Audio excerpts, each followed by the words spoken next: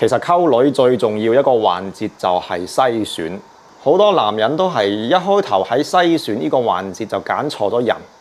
嗰條女唔得嘅，仲要夾硬死搶爛搶，百般討好進入關係，諗住進入咗一段關係之後再去改變佢，其實改變唔到嘅，你一定係要喺一開頭就揀啱人。咁其實呢方面女人係做得好好，你會發現好多女一開頭佢睇唔上你，佢係屌都唔屌你嘅，發信息都唔覆嘅，已讀不回。男人就做唔到咁灑脱啦，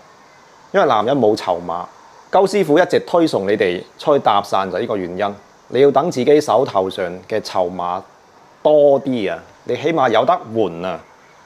你如果一直係圍住一條女轉，嗰條女明明係錯嘅，你喺佢身上浪費咗大量嘅時間、精力、金錢，最後都係不歡而散，搞到你損手爛腳、痛徹心扉，甚至俾一條女毀咗你啊！你要有得換啊，唔啱就換啊，換到啱為止啊！一定要出去搭訕啊，知唔撚知啊？各位網友。